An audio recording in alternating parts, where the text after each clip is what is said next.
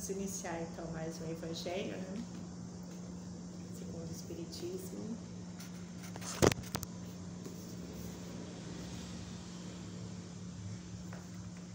Aprendendo. Tornai-vos, pois, praticantes da palavra e não somente ouvintes, enganando-vos a vós mesmos. Cada vez que as circunstâncias te induzam a ouvir as verdades do evangelho, não admitas que o acaso esteja precedindo a semelhantes eventos. Forças ocultas estarão acionando a oportunidade a fim de que te informes quanto ao teu próprio caminho. Não te faças, pois, desatento, porquanto a breve espaço serás naturalmente chamado pela vida para testemunhar. Observa a escola e as disciplinas com que se formam determinados profissionais. Acadêmicos de medicina ouvem lições para curar os doentes ou auxiliá-los. Estudantes de engenharia escutam ensinamentos para que os apliquem à técnica das construções no plano terrestre. Contabilistas gastam tempo de modo a garantir a sustentação do comércio, na arte de fazer contas. Tecelões assimilam princípios em torno de certas máquinas para atender oportunamente à indústria do fio.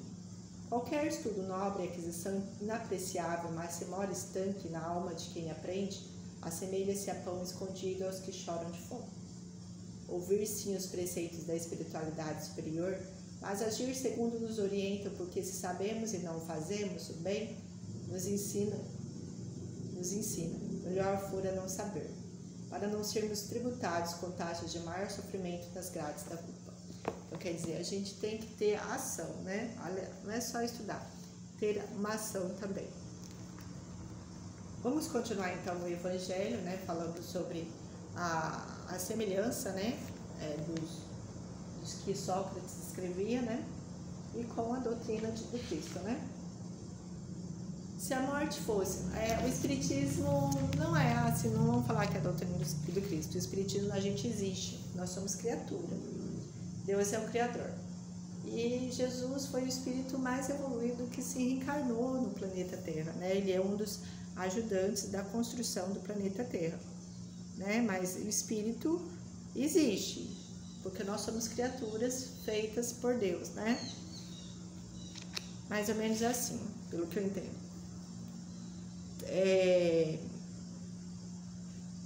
Então, a doutrina o Espiritismo é a doutrina da vida, né?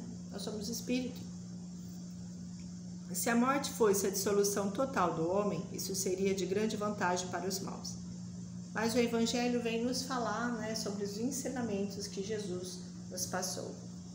Se a morte fosse a dissolução total do homem, isso seria de grande vantagem para os maus, que após a morte estariam livres ao mesmo tempo, de seus corpos, de suas almas e de seus vícios.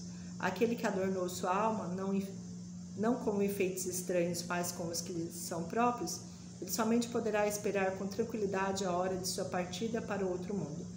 Então, quer dizer, se depois da nossa vida não houvesse nada, não teria por que nem a gente ser certo, né? Poderia ser de qualquer jeito, mas a gente tem uma consciência, né? Algo que nos fala, não mais além. Então, isso é muito claro, né? Que existe algo depois.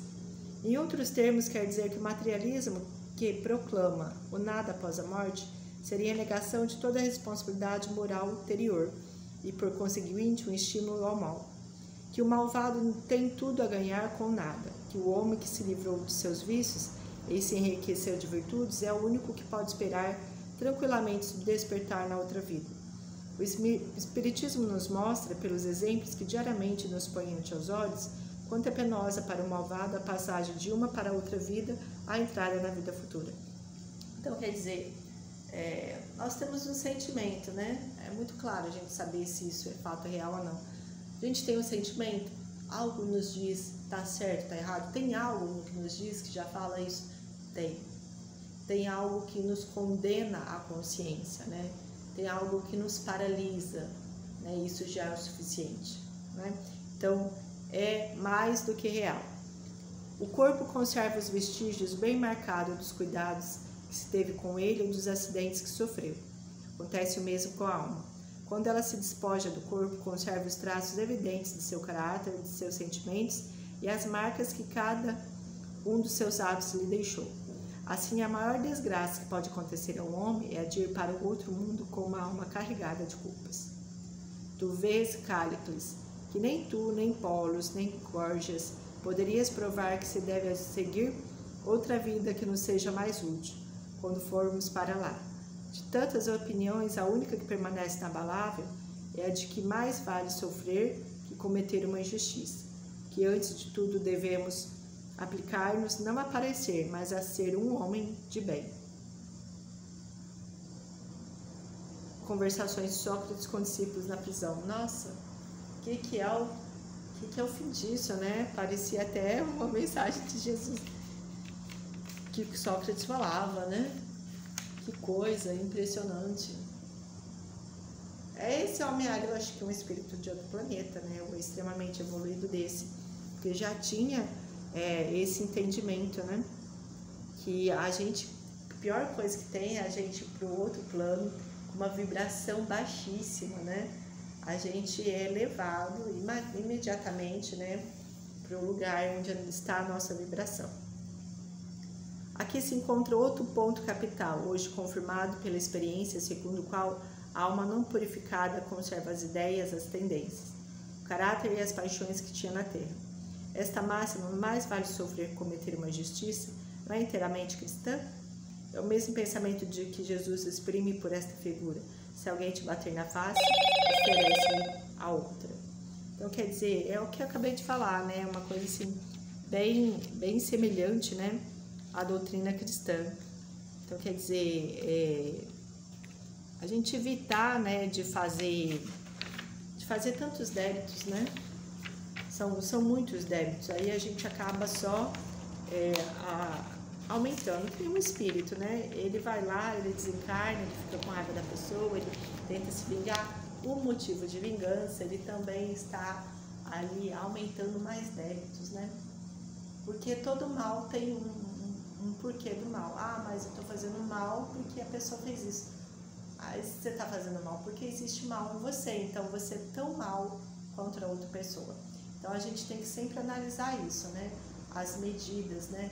Ah, mas se fosse com você, o que você faria? Se fosse comigo e eu fosse mal, eu faria a mesma coisa por ser mal ainda, né? E se não fosse, eu teria uma outra atitude. Então é sempre assim, né? Funciona dessa maneira.